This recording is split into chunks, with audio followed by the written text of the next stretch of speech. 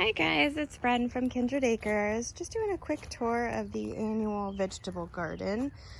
We've pulled out a lot of the winter stuff. We still have a little bit of winter stuff in, and our spring garden is in full swing already.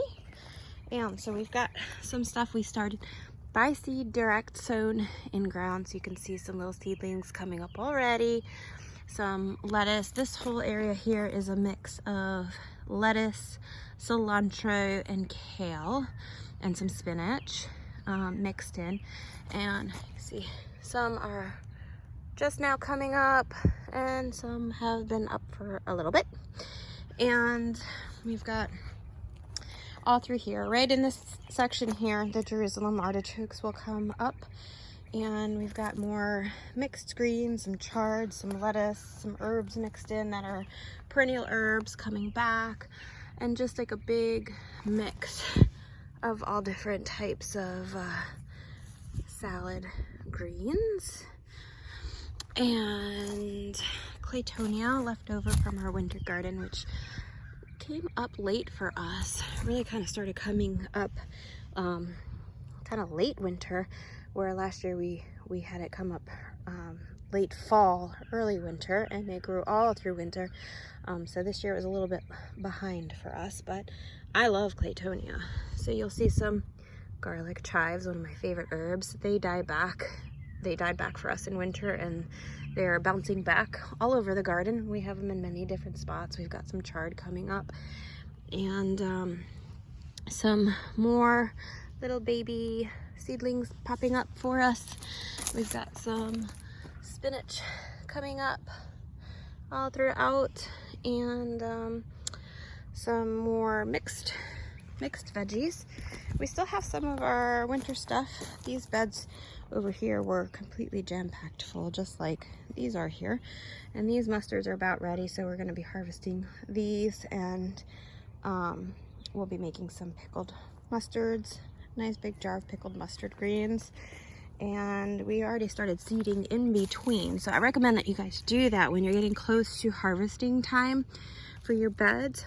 Start putting seeds at the base, because if you do like we do and you don't pull your plants up and you just cut them at the base, it's not going to disturb the new seedlings. So you can already see seeds coming up here, tiny little babies. We got some stuff right there, lettuce, more claytonia, more lettuce, and beautiful cilantro plant. And so in between each of these, we already started putting seeds. It'll give them time to come up before we even harvest these guys. So just consider that. It'll save you some time. We've got this little bed here is for our horseradish is growing in there, as well as our Socan rudbeckia, which is a wildflower that's edible and medicinal. In here we've got another mix of all kinds of mixed veggies. There's some choy in here, lettuce, mustards, all kinds of stuff, carrots. I even see some carrots, some napa cabbages, more mixed stuff. Oh, I see an ant mound. We don't often get ants in the garden, but coming towards the end of winter, that's when we start seeing them, because we apply beneficial nematodes early spring and we haven't applied them yet. And so once we apply them, they will go away, and we don't have many issues with ants at all year long. So I will definitely be applying some beneficial nematodes. And I ought to probably move my foot. More garlic chives. I absolutely love garlic chives, so you'll see these growing throughout my garden. They're so delicious. And salad burnet, which is a perennial edible, has a nice mild cucumbery flavor. During the heat of summer, it'll start getting bitter. I whack it down and let it come back up again. In winter, it's the best, but it got really leggy and flowered, and it dropped flower seeds. And so we had a bunch coming up all around that I was able to dig up and move, and weed whacked it down again, and it's coming back. So I mean, this is like a super easy to grow edible perennial plant, salad burnet, and it's really pretty when it bushes. It kind of gets to like a nice rounded bush, and then when it flowers, it sets up really pretty flowers. So and just whack it down and it'll just keep coming. Same rootstock and everything. So you'll see some more mixed salad greens and all kinds of goodies coming up. I do see some weeds that I need to get out also. And then we've got our banana plants that I never did cut down, and they're already leafing out. I'll probably chop these down and break them up into bits and lay them down around the orchard area. I'll of course leave some around the base of the banana plants because it'll feed them back what they took. We've got Penny here hiding in Brumission still, our red ear slider turtle. Her little tushy's sticking out. She's still in Brumission. So turtles, they slow their heart rate down drastically, kind of like a modified hibernation in winter. And so she'll come back out when she's ready. And I just cleaned out her pond, and her pond is all ready for her. We've got some more mixed greens and an edible red vein sorrel that I cut down because it was looking pretty yucky, and it's starting to come back now. And lots of beautiful mixed salad greens, and I put some walking stick kale seeds. They get really big and they actually are coming up. And I also tossed in a few onion seeds. It looks like somehow a carrot got in here. And we've got perennial onions that we're trying out. These are potato onions. I'm super excited about these. The greens are edible like you would eat chives or green onions.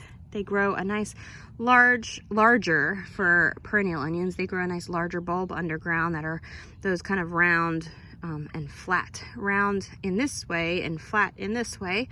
And they're like a creamy onion.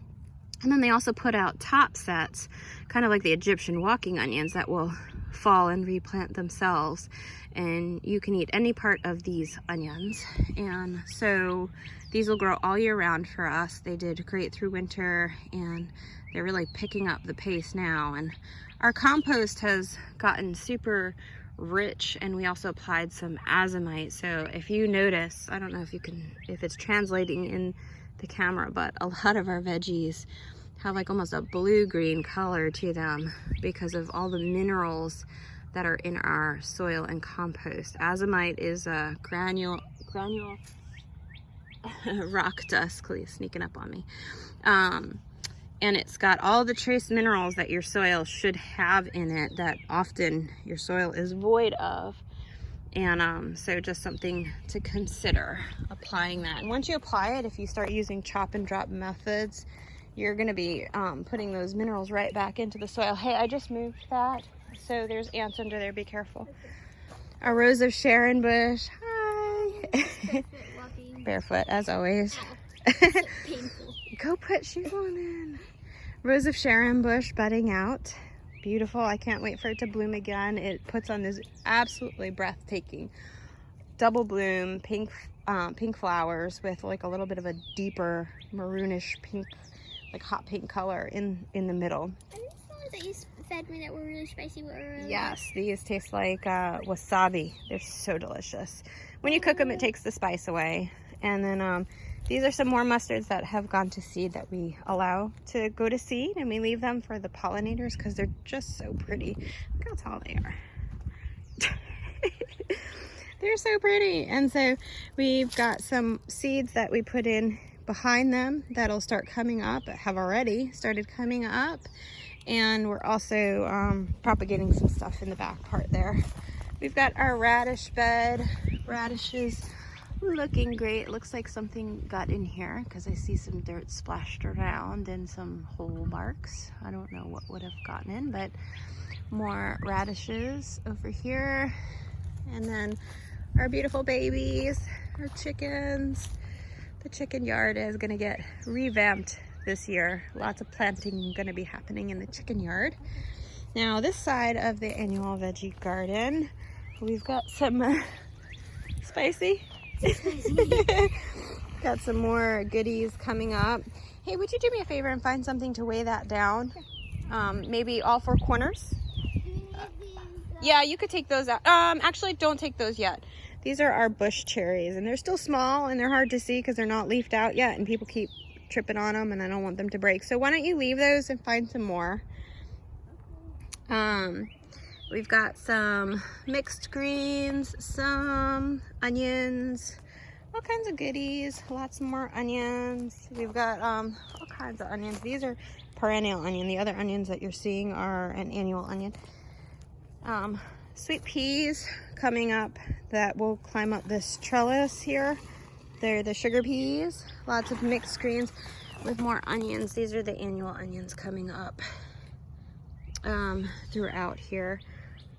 I don't know if that's translating well in the camera, but we've got lots of, we did the reds, the Spanish onions, and sweet yellows. So it's just kind of a mix of onions here. We got one of the many strawberry patches that kind of got out of control. These strawberries spread incredibly fast. So if you're looking for an excellent ground cover, this is it. Out in our orchard area, we have a much bigger patch than even this. And it's just like, we just walk all over it now. It's just a ground cover. Some herbs. This is a perennial plant that's still dormant that'll come back. It's a hibiscus, one of those big, huge blooming hibiscus. Is that my butter lettuce? Yes, that is your butter lettuce. She absolutely loves butter lettuce. That's tango lettuce. One of our favorite lettuces to grow. Can you go on this side here? Thanks. It's really buttery, super easy to grow. It grows pretty much any season here in North Carolina, even in summer months if you grow it in the shade. And it grows all through winter. It's so soft and buttery on the tongue, not bitter at all, absolutely delicious. This is one of the baby plants. We've got them kind of throughout. Got some red mustards looking absolutely beautiful. We've got some more colored greens and a lot of perennials in here that will come back up. There's some turmeric in here, some longevity spinach underneath this big pile of straw here, rhubarb over here, more garlic chives. So these are perennial edibles in this section here. And then we've got so of course in summer months it gets very hot here, and so even things that say full sun do not like full North Carolina sun. So we popped in apple tree, don't mind my mess, apple tree there. And then this even helps filter out some of the sun for the things that don't like super hot sun. And then when the peas and beans, especially rattlesnake pole beans, are one of the most heat tolerant, humid tolerant, fast producing beans that grows from early spring all the way through to fall, late fall for us. And they're absolutely delicious. They will totally take the heat and shade some of the crops that we grow in front of it. Even peppers don't like full on North Carolina sun. They'll burn up when it's like midsummer and it's like super hot. So we just kind of use screening to help with that. And the stuff that loves the full on sun, we have plenty of spots for those. And then I'm thinking of lining, we've got some of those bushel cherries that I was showing you down there. Thinking of lining, doing a couple more bushel cherries here. We're just solarizing this because some grass got in. And so we're solarizing it with a tarp, cardboard under, and then the tarp on top. And so this is all done and dead. So now I can go ahead and cover this with wood chips. And now I'm working on that spot there. And so we'll do some bushel cherries here, and then right about where, see, we expanded to that section. So all of this across is going to get wood chipped. So we'll probably do the bushel cherries up to there. And then from here on over, I'm thinking of doing a raised cedar bed for our potatoes, because I hate taking up the precious annual garden space for potatoes, and we grow a lot of potatoes. So I'm thinking of doing that, or I may just very well go the full length. And that way I have a big cedar raised bed across the full length of this mound outside of this annual vegetable garden. And of course we pop in over here, like in this area here, and just let it crawl throughout the orchard and the edible food forest. we pop in our vining plants and we just let them sprawl, our pumpkins and our vining squash and our watermelons. And as you saw last year, we had our cicada melons all over, and man, those were so productive. We had so many, we were giving baskets full to the chickens because we just couldn't even eat them. We tried selling them, we couldn't even keep up with that, and the chickens were really loving it. So I'm sure some of those will come back on their own because some of them just got so overripe, they just busted open and their seeds went everywhere. So I know ground cherries we do over in that area, and we don't even need to plant them anymore. They just come back on their own, and the patch gets bigger and bigger each year because they just keep coming up. That trellis there's got our May pops. So right here we've got a serviceberry bush. This one I believe is the apple. We have all of the varieties of serviceberries. I just can't remember where we've placed each one, but that's either the Albany or the apple. Maybe that's the Downy, I'm sorry. This one's the Albany because it's smaller, and I put that right here, and look, it's already budding out. And these strawberries right here are a different variety. These are the Alpine pine berries. Alpine strawberries can grow in the shade. So this spot here right now gets just morning sun, but it's pretty much shaded the rest of the day. And once this fills out, that'll even cast even more shade. And they do, as you can see, wonderful. They're spreading all over. And they would have spread even more, but Hazel seemed to really treasure these, and she would dig them up and eat the roots. And then we've got our blackberries. Right here we've got some blueberries on all four corners of this beautiful magnolia, and in here is, even though it looks like a wild mess, these are perennials. These are our ginger plants, our hardy gingers, different varieties, and more blackberries. And believe it or not, y'all, these grow so flippin' fast. I cut these down to like this size right here. I cut it down to that, and look at how much they've grown through winter. So this variety, and it helps that the main root is right outside of the chicken yard because they get a lot of nutrients from their compost that they've created and their poop and all that stuff. But these produced abundant amount of blackberries for us last year. It was delicious, really good. Now this variety, for me, I personally like them overripe. When they're overripe, that you barely have to touch it and it falls into your hand, that's when they're the sweetest and the best. So you've got to kind of just check daily for them to get them absolutely delicious. If you get them just slightly underripe, they're still good, but not super sweet. Probably better for more preserves and jams and stuff, but for fresh eating, unless you like that. I know some people like more of a tart berry than an overly sweet berry. I personally love the sweet berries, so I like them overripe. Okay, so we got, don't mind our mess. This cardboard's going to be used down to cover some spots that grass got through because, okay, learn from my mistake here. Not a mistake. And the thing is that I knew better, so I kick myself for this. I used cardboard in all of those areas there, and I overlapped it well. In this section here, I used contractor paper and newspaper, and I didn't put it as thick as I should have. And I know that our grass is the runner grass. When you live in the South, see, a lot of the YouTubers that you watch, a lot of them live in the North or don't have runner grass, and so they can get away with either not putting cardboard or sheet mulching at all, or they can get away with just the contractor paper and newspaper.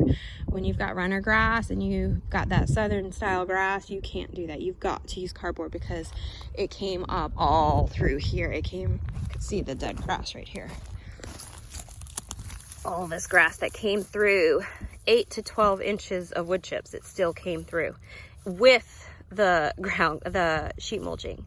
It still managed to come through because I used the contractor paper. So I highly recommend, if you live in the South or you have runner grass, don't use the contractor paper, use cardboard. And make sure once you put the cardboard down, overlap every seam, check for, like with the boxes that have those handle holes, cover that up really well, overlap the seams by several inches. And once you apply your mulch on top, don't walk on it. stay off of it for several weeks to allow it to kill the grass below, because if you walk on it, you risk tearing the cardboard below and then grass can get in. So even though this looks like a big mess of junk, this was just a huge pile of cardboard that got wet, and I'm just kind of piling it on there, and I'm gonna spread these out, of course, open them up and spread them out, and then re-wood chip over that. We've got peach tree, we've got black mulberry, dwarf everberry mulberry, golden kiwis. We got Theta and Jefferson hazelnuts right here. This is a perennial that dies back. It's my longevity spinach, and I did have a fig here that I didn't like, so I took it out. I don't know if what I'm gonna put here, but I'll put something. This is a Meyer lemon. It's a baby tree. It died back, but it'll come back up from the roots. Not sure if I'm gonna dig it up and pot it and bring it in during the winter next year so that they actually fruit for me. I haven't decided. I don't know yet. Methley plum, goji berry, another peach tree. Like I said, that's where our vining kiwi, and I'm sorry, not kiwi, passion flower. This is a hybrid variety of the incarnata and the cincinata, and so it's actually way more cold hardy than the native maypop incarnata. I didn't plant it on purpose. The label, I got this from the local arboretum plant sale, and it said maypop, and then when it flowered, it sure was not the maypop. I realized at that point it was the cross. And once you plant it, if you guys have ever grown passion flower, you know it's really hard to eradicate once you plant it. But I didn't mind. The flowers were really pretty, and it did produce fruit. It's actually it spreads way faster and way more than the incarnata variety that we have on the other side of the food forest, probably because this has more sun at the moment. It won't once all these trees get fully grown, but right now it has more sun than the other area that I have it growing. I'm just not 100% certain that I can use the flowers for tea, so I haven't used it yet because I'm not familiar with the hybrid. And if any of you are and have done some research on it, please shoot me some comments below and let me know if the flowers are usable. I know there are some passion fruits that the flowers are toxic, and even the fruits themselves are toxic. I know that this variety you can eat the fruit, but I haven't found a whole lot of information on the flower if we're able to use it for medicinal tea. So if you know, please shoot me a comment. Here's another strawberry patch, pretty much all ground cover. This is a Kiefer pear, leafing out beautifully. Kind of tried to get the goblet shape going. I didn't do a great job keeping up with pruning this year, so I pruned pretty heavy. I didn't want to prune that much more off. So throughout the year, I'll kind of just take a little bit more off, little bits at a time, so I don't like stress or overwhelm the tree, because I took so much off this winter. Now behind here is where all the ground cherries grow. We had some Tulsi holy basil on each side here, which was absolutely beautiful when you saw the maypops or the passion fruit in full bloom here. So those will readily self-seed. They should come back. We have our pomegranate. There is a apricot tree back there. We've got some ground cover there. That is our creeping St. John's wort. We've got a banana plant here, but I'm probably going to dig this up and move that over to the kids' playscape. I know there's a strong chance I won't get all of the corn mop, which means it'll probably come back again anyway, but no big deal. This is the cold hardy one. They're fun for the kids. They absolutely love playing with the leaves and things like that. And you can use the leaves in cooking. We use it to bake fish and things like that. Use it like tin foil. This was the giant Mexican sunflower. Let me see. I'll get behind the sun so that you can see how tall they got last year. I didn't cut this one down. And this one was actually a little bit taller. I chopped it up and I laid it down on the ground, and I'll just go and cover that up with some wood chips. This is a very nutrient dense plant, so it's a really wonderful plant for permaculturists because it's excellent for chop and drop and breaking down and feeding your soil. Over here is where the sugarcane will grow. This area, I don't know if it's relating in the video, but it kind of slopes down this way. So this side stays more moist, And so the sugarcane will do wonderful here, especially with some heavy wood chips. And as you know, figs love moisture. They produce a lot more in a moist soil. So figs on this side, and it's already budding out. Nice little goblet shape. I do have a center cane there, which is fine because it's plenty of airflow, but if it becomes an issue, I'll just nip that center cane up, and we got a nice goblet shape going.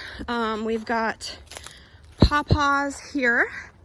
Below it, the ground cover that you see here is American skullcap, and that really fills in wildly. And I expect this year to have even more because I let them go to seed, and they spread their seeds. It's like a combustible seed pod, so they spread it, you know, I think it's 10 to 12 feet from the plant, so should spread even more. And then in the back part, we have all of our wild, aka weeds, but pollinator plants, wild daisies, goldenrod, all kinds of stuff like that. Another maypop, I'm sorry, not maypop, pawpaw. I just love their little buds. They're like fuzzy, beautiful buds.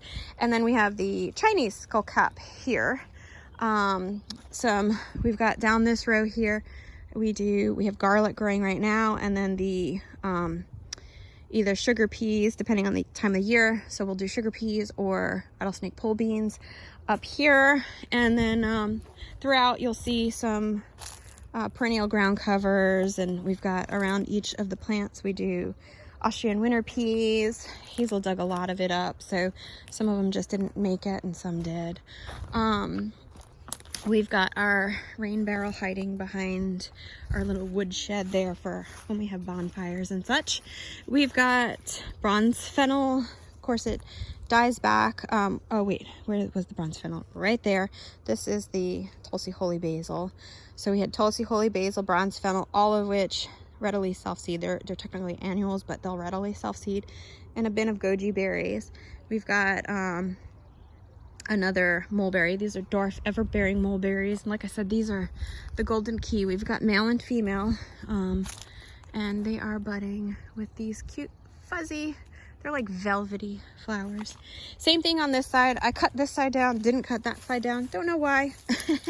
Probably time. But we had bronze fennel and Tulsi holy basil here. More strawberry ground cover, another goji berry. There's some Egyptian walking onions kind of popped in throughout. Another mulberry here. Now you come over here. Oops, I just stepped on some Egyptian walking onions.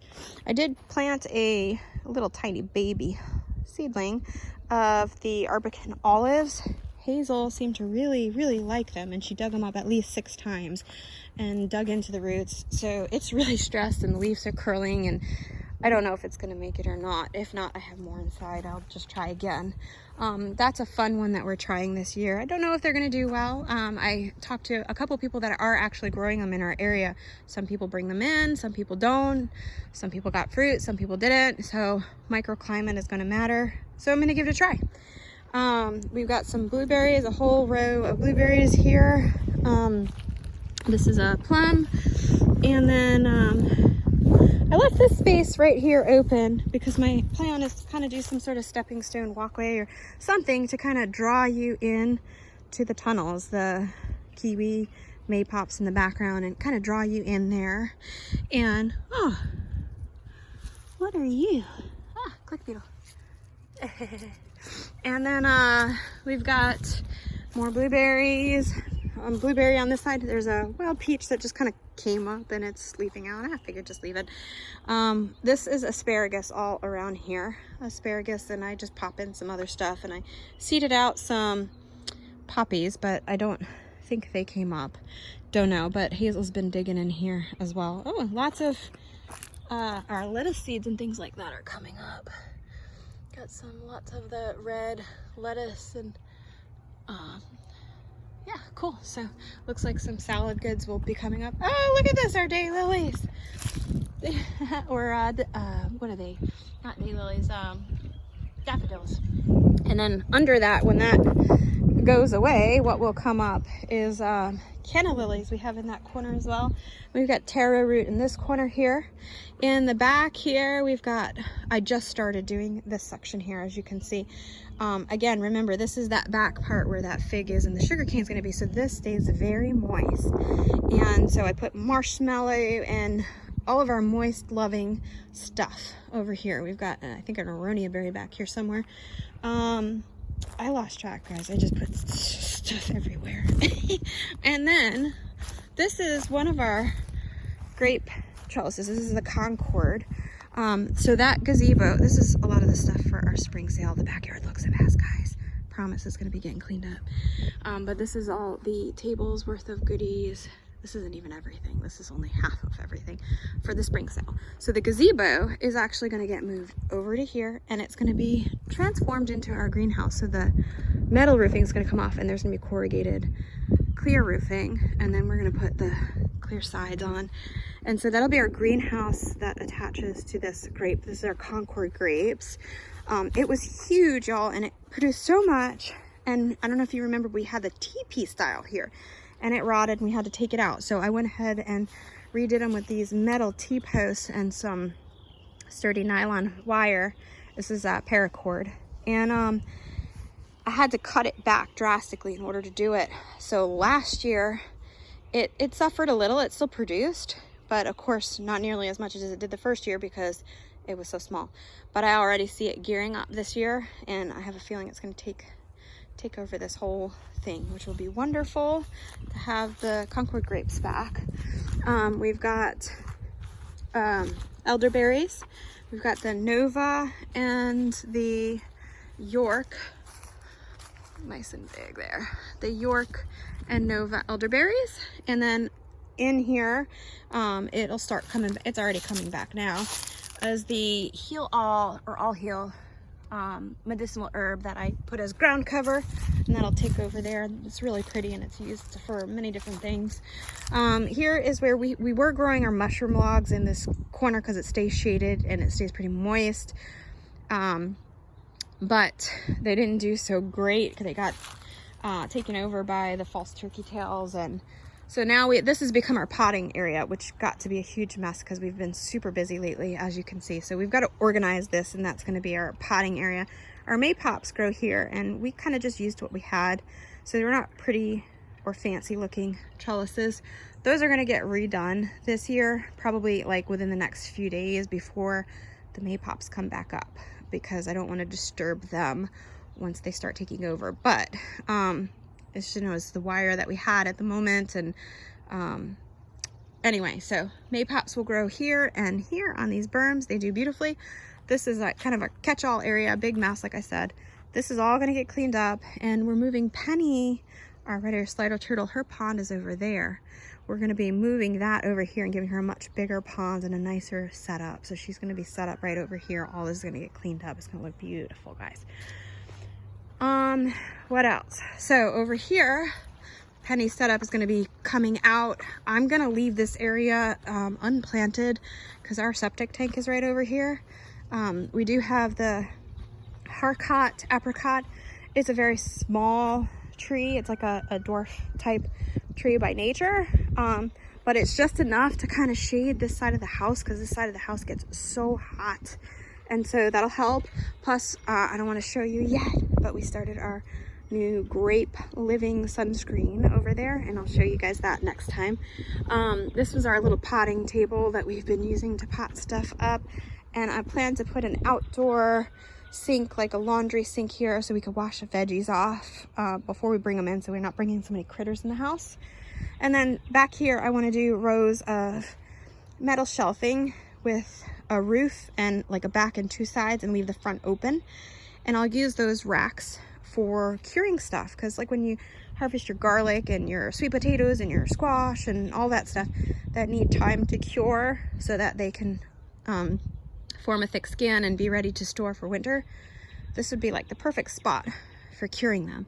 So since I don't want to really grow too much here, because I don't know exactly where the septic tank is, but if I ever need to access it, I don't want to disturb anything I'm planting.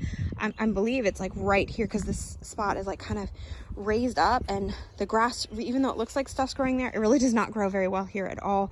So I'm guessing that there's the concrete tank is kind of somewhere right here. The pipe goes right about there, so it's either right under where she is, somewhere in this location. So I'm not going to grow anything here, because I'm sure we're going to need to access that at some point. And then once we move this gazebo over, that'll leave me open over here. I haven't decided what I'm going to fill in with over there, but remember, I'm probably going to do the raised cedar beds along that side for our potatoes. Maybe I'll extend the annual vegetable garden with that spot, because I don't have enough room for the annual veggies, especially with the amount of seeds that I started this year. Guys, I'm a little bit of a seed hoarder, and I can never make a decision on what type I want to grow. So I grew like, I don't know, like 20 different types of tomatoes and 20 different types of peppers and things like that. So for seed saving purposes, if you guys want to grow multiple varieties of things, we'll talk about that another day, but just a little hint is to use the bag method, so that you can be sure, and you'll have to hand pollinate, but that way you'll be sure that you're getting true seeds. Because I get that question a lot. How do you grow so many varieties and then also save seeds? Well, I can teach a whole class on that, because I've taken many classes on it, and I actually am very well versed in that. So that'll be a class for another day. So that's the backyard food forest. Then we really planted out a ton up front. Oh, I didn't even show you this section. Let me show you over here. I planted a ton up front. I had been leaving this area all open for grazing for the chickens and for Hazel. So I do want to still have a little bit of a grazing area. I did kind of permaculture style. I tossed in some weed seeds, what people would call weeds, what I call food for the pollinators. I put dandelion seeds throughout and some clover seeds. So hopefully this year when the grass comes up, we'll have some clovers and dandelions and greens and all kinds of mixed goods that'll add nutritional value to our birds and to our grass, so that the pollinators will have plenty to feed off of, and so will our chickens. So in here we have a huge patch of white yarrow. It does better in colder months, so it really spread during winter.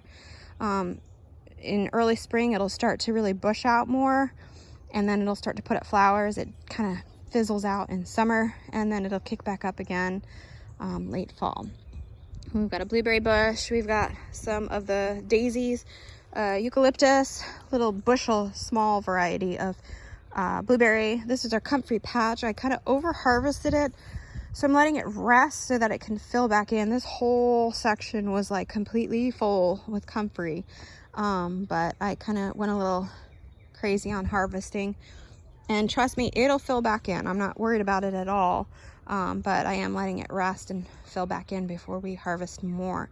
So I'm going to create another patch out in the front area, maybe 2 or 3 patches to be honest, so that I have plenty to be able to harvest and pot up and you know, and sell without having to damage my stock. So this is the Comfrey Patch, another blueberry.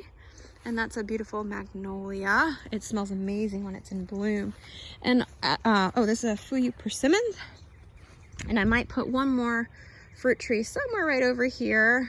Probably an Asian pear, since I have one that needs to be planted. Not sure if I'm going to put that there or something smaller, because I do want some shade in the annual garden, but I don't want a ton of shade. I want to have the choice. So I might go with a smaller type tree, dwarf tree or semi-dwarf tree, or something that it's not going to cast too much shade. And then, like I said, I'll probably use the rest of that space where the gazebo is to extend the annual vegetable garden. We'll still have plenty of graze space, because all this will be grazing space for the birds, which they're ready to get out. I need to go let them out. They have full access to their chicken yard and their coop all day, all night, full access. And then we let them out when we're out here watching them. However, that being said, I did start putting up this fencing. Cattle pals, it's not the prettiest. I'm not right now I'm not really too concerned about it being super pretty as much as I would love it to be. Time is my thing, and sometimes I just slap things together when I need to do it. But I do need to get some of the wire to wrap around to secure this better, but I want to run the whole length and put like a fencing or gate to just close that off so that I don't have to be as worried about them, so they can't get in. And I have big birds, they're Orpington, so they can't squeeze through those. They've already tried and they get stuck at the shoulders. So if I can close that off, sorry about the wind, if I can close that off, then they'll be able to free range a lot more without us having to watch consistently and worry that they're going to be digging up the annual vegetable garden. So that's it, guys. I'll do the up front tour. So this is zone 1 for our permaculture zone, and then zone 2, 3, 4, all the other zones are out beyond the fence. So we have 3.5 acres. Of course, that's our wild zone. Zone 5 for nature creatures. We go about 1 acre into the woods that way, and all the way up to the far front. I'm sure you guys have seen that video. And that we left wild. We're, you know, there's vines and brambles and all kinds of stuff in there for the birds to make use of, and nature creatures to make use of. There's beavers that live out there. There's a big like pond that I'm assuming they dug out. We've seen signs of beaver and their poop and all that stuff. And yeah, so that's our last zone, nature zone. And then I'll show you what we've added up front another day.